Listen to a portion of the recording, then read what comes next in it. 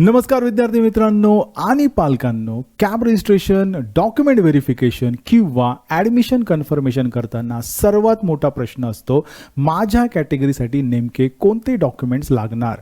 Open category असो किंवा SC ST OBC, EWS असो किंवा TFWS, तसेच मायनॉरिटी, डिफेन्स, PWD किंवा ऑर्फन कॅटेगरी असो, प्रत्येक कॅटेगरीसाठी काही अतिरिक्त डॉक्युमेंट्स आवश्यक असतात. आणि जर एखादा डॉक्युमेंट वेळेवर उपलब्ध नसेल तर ॲडमिशन प्रोसेसमध्ये अडचणी येऊ शकतात. म्हणूनच आजच्या या व्हिडिओमध्ये आपण कॅटेगरी वाईज रिक्वायर्ड डॉक्युमेंट्स म्हणजेच आवश्यक कागदपत्रे अगदी सोप्या भाषेत समजून घेणार आहोत. त्यामुळे हा व्हिडिओ शेवटपर्यंत नक्की पहा, कारण हा व्हिडिओ तुमची ॲडमिशन प्रोसेस खूप सोपी करणार आहे. एक गोष्ट लक्षात ठेवा, ही संपूर्ण प्रक्रिया पालक आणि विद्यार्थ्यांनी एकत्र समजून घेतली पाहिजे. स्कॅम्स, चुकीच्या माहितीपासून वाचण्यासाठी आणि योग्य निर्णय योग्य वेळी घेण्यासाठी प्रत्येक व्हिडिओ विद्यार्थ्यांनी पालकांसोबत बघा. जर तुम्ही अजून चॅनलवर नवीन असाल तर सबस्क्राईब करा, व्हिडिओला लाईक करा आणि इंजिनिअरिंग ॲडमिशन घेणाऱ्या तुमच्या मित्रांसोबत हा व्हिडिओ नक्की शेअर करा. मी doctor Amol Chavan, working as an assistant professor in highly reputed engineering college आणि गेल्या 12 वर्षापासून ॲडमिशन प्रोसेसमध्ये काम करत आहे आणि विद्यार्थ्यांचे मार्गदर्शन करत आहे. सो विदाउट फर्दर अडू पाहूया इंजिनिअरिंग ॲडमिशन 2026-27 साठी कॅटेगरी वाईज कोणकोणते डॉक्युमेंट्स आवश्यक आहेत. तर मित्रांनो, इथे तुम्ही पाहू शकता, मी इथे सर्व डॉक्युमेंट्सची लिस्ट प्रिपेअर केली आहे, कॅटेगरी वाईज प्रिपेअर केलेली आहे. आणि यामध्ये काही गोष्टी ज्या आहेत त्या तुम्हाला इन्फॉर्मेशन ब्रॉशरमध्ये सापडतील. इन्फॉर्मेशन ब्रॉशर हे कुठून पाहायचं, ओके, आणि त्यामध्ये कुठली पेजेस रेफर करायचे हे मी तुम्हाला या व्हिडिओमध्ये सांगणार आहे. तर व्हिडिओ काळजीपूर्वक पहा. First, open candidate. Okay, open candidate.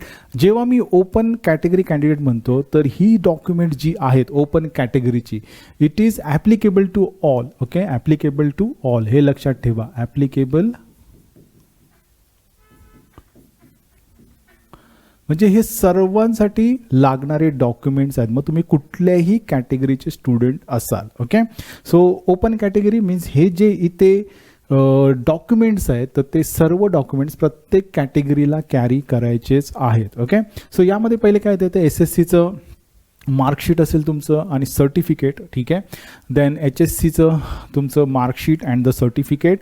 Marksheet and certificate दोन्ही रेडी ठेवायचं आहे. जरी त्यांनी इथे मार्कशीट म्हटलं असेल तरी मार्कशीट अँड सर्टिफिकेट हे दोन्ही आता आय थिंक ते एकाच पेजवरती देतात. पहिले ते वेगवेगळं द्यायचं, पण जसं असेल त्याप्रमाणे दोन्ही रेडी ठेवायचे. त्यानंतर जी काही तुमची एंट्रन्स एक्झाम असेल, CET, जर तुम्ही व्हॉट यू कॅन से जो CET थ्रू ॲडमिशन कोटा आहे त्यासाठी जर तुम्ही ॲडमिशन घेत असाल तर CETचा स्कोर कार्ड लागेल. आणि जर तुम्ही ऑल इंडिया कोटामधून जर ॲडमिशन घेणार असाल तर त्यासाठी JEEचं तुमचं स्कोर कार्ड लागेल. त्यानंतर स्कूल लिव्हिंग सर्टिफिकेट. आता स्कूल लिव्हिंग सर्टिफिकेट जे 12th नंतरचं असेल ते तुम्ही कॅरी करणं गरजेचं आहे. स्कूल लिव्हिंग सर्टिफिकेट घेताना ओके, एक लक्षात ठेवा, त्याच्यावरती तुमची date of birth, okay, place of birth and nationality, okay, हे असणं गरजेचं आहे. तर हे चेक करून घ्या एकदा लिव्हिंग सर्टिफिकेट घेताना. बऱ्याच वेळा ह्या गोष्टी मेन्शन नसतात, मग त्यासाठी तुम्हाला अजून दुसरी डॉक्युमेंट जावे लागतात. लाईक पुढे आपण पाहणार आहोत की नॅशनॅलिटीसाठी कोणते सर्टिफिकेट लागतात. तर त्यामध्ये प्रामुख्याने बर्थ सर्टिफिकेट किंवा एज नॅशनॅलिटी डोमिसाईल असं एक सर्टिफिकेट येतं किंवा तुमचं living certificate. So living certificate असेल तर हे बघा इथे जे लिहिलं आहे बघा, Indian nationality of the candidate, त्याचं जे सर्टिफिकेट असतं ते दाखवायची गरज तुम्हाला लागत नाही. ओके, तर हा जो शेवटचा पार्ट आहे, certificate of the Indian nationality of the candidate, तर त्यासाठी तुमचं लिव्हिंग सर्टिफिकेट पण सफिशियंट आहे जर त्या लिव्हिंग सर्टिफिकेटवरती नॅशनॅलिटी मेन्शन असेल, इंडियन मेन्शन असेल तर. ओके, तर लक्षात ठेवायचं आहे तुम्हाला काय काय लागणार आहे इथे. तर SSCचं मार्कशीट सर्टिफिकेट, त्यानंतर HSCचं मार्कशीट सर्टिफिकेट, त्यानंतर CET किंवा JEE जे काय असेल तुमचं त्याचं स्कोर कार्ड, त्यानंतर स्कूल लिव्हिंग सर्टिफिकेट. हे लिव्हिंग सर्टिफिकेट घेताना 3 गोष्टी चेक करायची, तुमची date of birth, place of birth आणि नॅशनॅलिटी मेन्शन आहेत का. याने तुमचं काम खूप सोपं होऊ शकतं. ओके, जर याच्यापैकी समजा नॅशनॅलिटी स्कूल लिव्हिंग सर्टिफिकेटवर नसेल तर मग तुम्हाला certificate of the Indian nationality दाखवणं गरजेचं पडतं. ते एक वेगळं डॉक्युमेंट आहे, ते पुन्हा तुम्हाला तयार करावं लागतं. अदरवाईज दुसरा ऑप्शन असतो बर्थ सर्टिफिकेट. ओके, तर ह्या गोष्टी तुम्हाला लागणार आहेत. मी इथे होतं पुन्हा एकदा लिहून ठेवतोय. सगळ्यांसाठी लागणारे डॉक्युमेंट्स SSC, मग ते मार्कशीट असेल किंवा तुमचं सर्टिफिकेट असेल, then HSC again marksheet and the certificate. त्याच्यानंतर लागणार आहे तुमचा CET और you can say the JEE. हा स्पेशली तुम्हाला AI कोटाचे जे ॲडमिशन्स आहेत ऑल इंडिया सीट्स त्याच्यासाठी जो काही तुम्हाला अप्लाय करायचं असेल तर हे स्कोर कार्ड जरूर लागणार आहे. त्यानंतर school leaving certificate,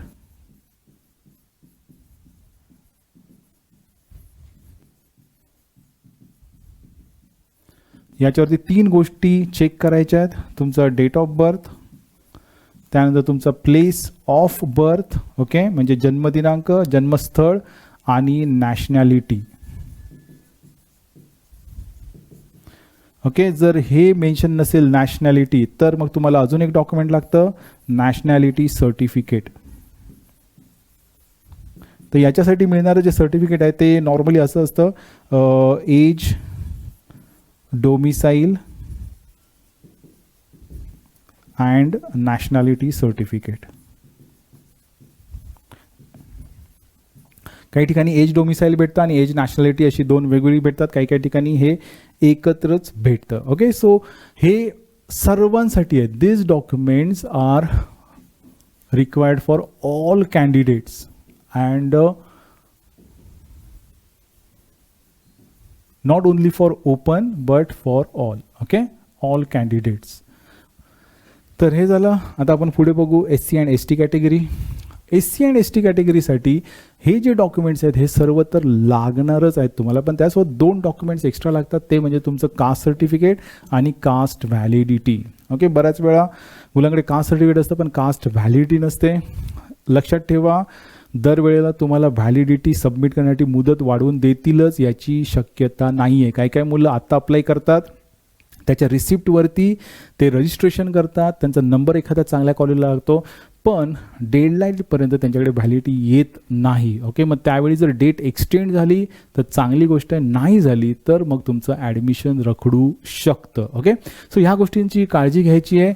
make sure that की कास्ट व्हॅलिडिटी सर्टिफिकेट जे आहे, ओके, तर ते तुमच्याकडे रेडी असलं पाहिजे. ओके, त्यासाठी पूर्ण प्रयत्न करा. आता याच्यानंतर येतात पुढचं backward class candidate belonging to VJ, DT, NT, ABC, D, then OBC, SBC and SCBC. Okay, तर यांच्यासाठी हे सर्व documents plus caste certificate, caste validity and non creamy layer certificate. Okay, तर ह्या 3 एक्स्ट्रा गोष्टी तुम्हाला लागणार आहेत आणि त्याच्यावरती लक्षात ठेवा ही डेट चेक करायचे. It should be valid up to 31 March 2027. वैध असणं गरजेचं आहे. कधीपर्यंत? 31 मार्च 2027 पर्यंत. ओके, तर आतापर्यंत आपण पाहिले हे सर्व डॉक्युमेंट्स सर्व कॅन्डिडेटसाठी. त्यामध्ये 2 एक्स्ट्रा डॉक्युमेंट SC STसाठी कोणतं, तर caste certificate and caste validity. त्यानंतर रिमेनिंग बॅकवर्ड कॅन्डिडेट्स आहेत, बॅकवर्ड क्लास कॅन्डिडेट्स, तर त्यांच्यासाठी तुम्हाला एक्स्ट्रा एक येते, that is non creamy layer certificate. Okay, ठीक आहे. त्यानंतर हा आहे EWS, इकॉनॉमिकली वीकर सेक्शन. ठीक आहे, तर त्याच्यामध्ये एक लक्षात ठेवा, तुम्हाला हे डॉक्युमेंट्स तर लागतात सर्व. ओके, EWS हे ओपन कॅटेगरी कॅन्डिडेटसाठीच म्हणजे अवेलेबल आहे किंवा ओपन कॅटेगरी कॅन्डिडेटचीच मुलं EWSसाठी एलिजिबल असतात. ओके, तर त्यामध्ये तुम्ही पाहू शकता की त्यांना हे एक सर्टिफिकेट द्यावं लागतं, eligibility certificate for economically weaker section. तर हे सर्टिफिकेट तुम्हाला कुठे भेटेल, तर मी मगाशीच बोललो की तुम्हाला इन्फॉर्मेशन ब्रॉशर. लक्षात ठेवा, जेव्हा पण रजिस्ट्रेशन स्टार्ट होतील मी ते आता तुम्हाला दाखवून देतो की कसं पाहायचं इन्फॉर्मेशन ब्रॉशर आणि त्यातली कोणती पेजेस रेफर करायची, तर हे पण एकदा बघून घ्या.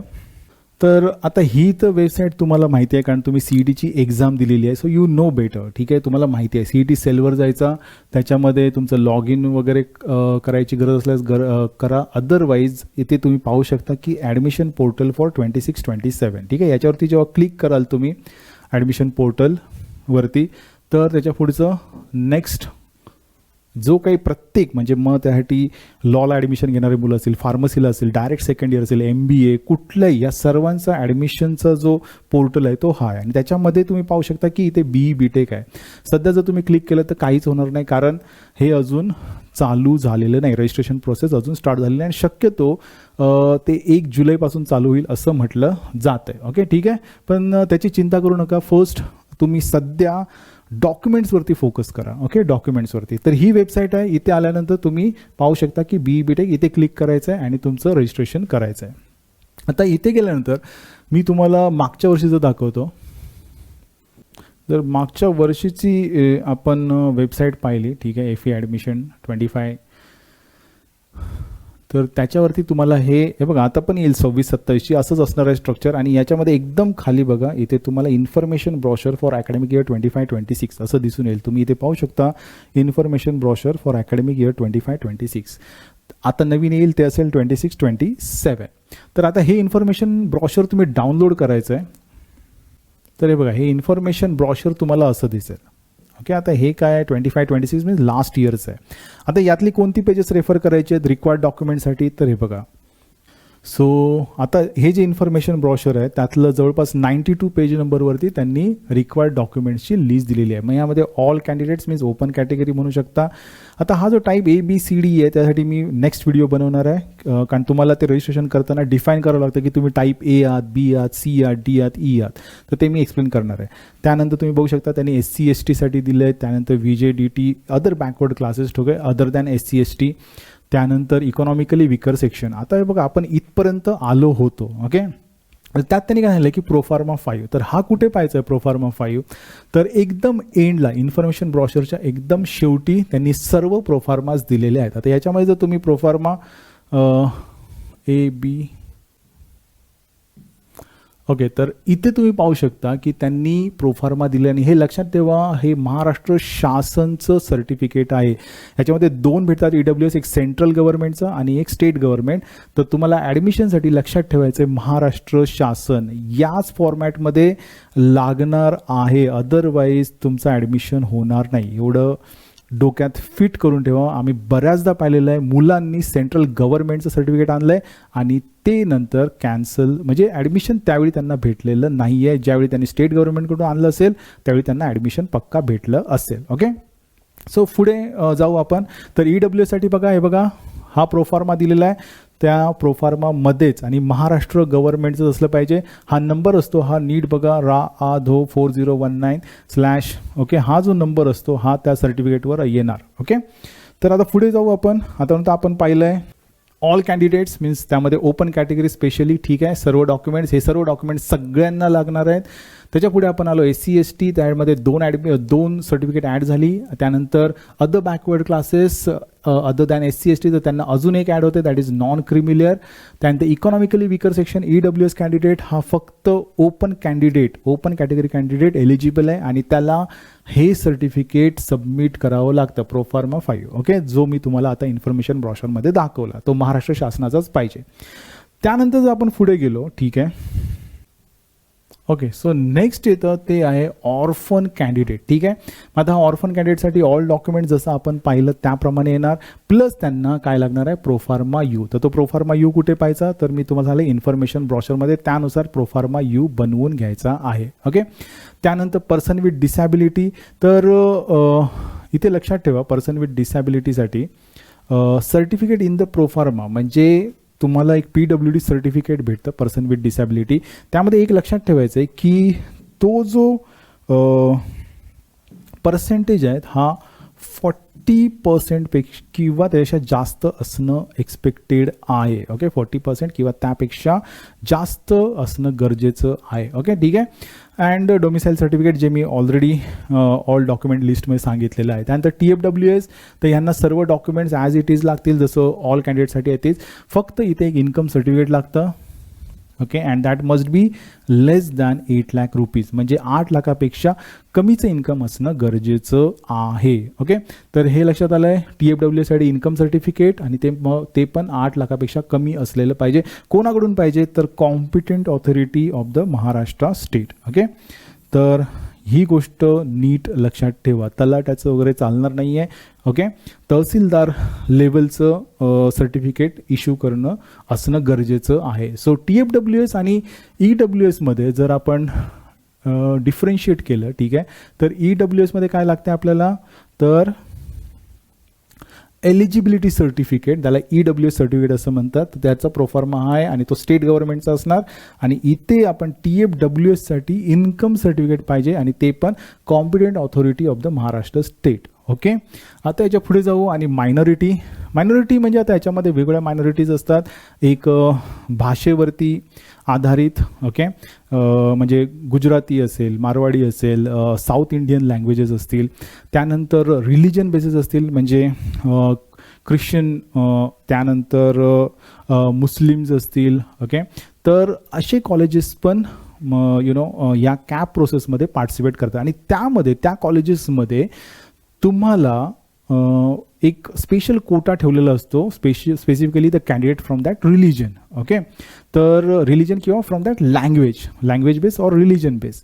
तर तो फायदा कॅन्डिडेट घेऊ शकतात. तर त्यासाठी तुम्हाला लागतं declaration of the candidate for the respective linguistic म्हणजे भाषा अँड रिलिजियस म्हणजे धार्मिक. ओके, तर हे लागेल. किंवा लिव्हिंग सर्टिफिकेटवरती तसं मेन्शन असणं गरजेचं आहे की तो त्यांचा रिलिजन काय आहे ते. ओके, और त्यांची जी मदर टंग, कारण लँग्वेज बेसिस असेल तर ती मदर टंग मेन्शन असणं गरजेचं आहे. आणि रिलिजन असेल तर त्यांचा रिलिजन. लिव्हिंग सर्टिफिकेट हे खूप महत्त्वाचं डॉक्युमेंट आहे, एवढं लक्षात ठेवा. त्याच्यावरती बघा मी माहिती सांगितलं की तुमचं जर नॅशनॅलिटी मेन्शन असेल तर तुम्हाला certificate of age, domicile, nationality काढायची गरज पडत नाही. ओके, आणि इथे बघा जर तुमची मदर टंग, ओके, आणि रिलिजन मेन्शन असेल आणि जर तुम्ही मायनॉरिटीमध्ये येत असाल, ओके, तर त्या कॉलेजचा मधील जो कोटा रिझर्वड असतो मायनॉरिटी स्टुडंटसाठी, त्याचा फायदा त्यांना मिळू शकतो. फक्त एका गोष्टीवरती, ते म्हणजे लिव्हिंग सर्टिफिकेटवरती ते मेन्शन असणं गरजेचं आहे. Then they mention domicile certificate of the candidate or the document specified for Maharashtra state candidate. ते ऑलरेडी आपण ऑल डॉक्युमेंट्समध्ये पाहिलेलं आहे. ओके, नाव याच्यानंतर जो एक शेवटचा टाईप राहतो तो म्हणजे डिफेन्स कॅन्डिडेट. ओके, तर त्याच्यामध्ये 3 टाईप्स आहेत. फर्स्ट वन एक्स सर्व्हिसमॅन, दुसरा active domicile defence candidate and then active non domicile defence candidates. तर यांना सर्व डॉक्युमेंट्स ॲज इट इज जसं आपण इथे पाहिलं तसंच लागतात सर्व डॉक्युमेंट्स. फक्त यांच्यासाठी प्रोफॉर्मा C असतो. Okay, proforma C. आणि जर ॲक्टिव्ह नॉन डोमिसाईल असेल तर त्यांना C अँड D और E.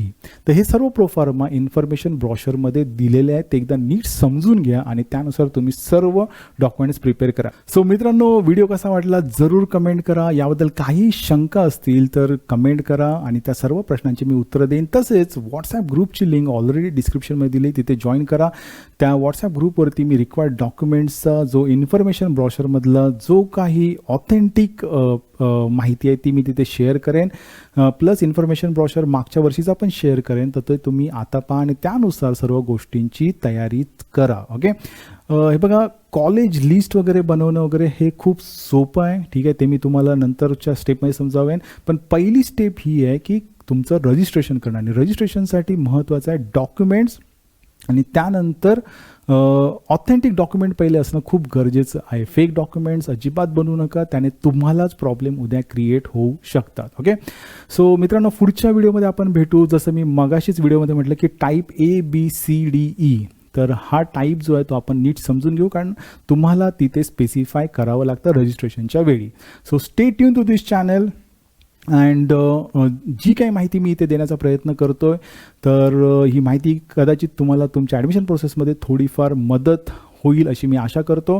आणि ही माहिती जास्तीत जास्त लोकांपर्यंत पोहोचेल याचा प्रयत्न करा, जेणेकरून गरजू विद्यार्थी आणि पालकांपर्यंत हा व्हिडिओ पोहोचेल आणि त्यांना थोडीफार मदत होईल. So with this I stop your. Thank you very much.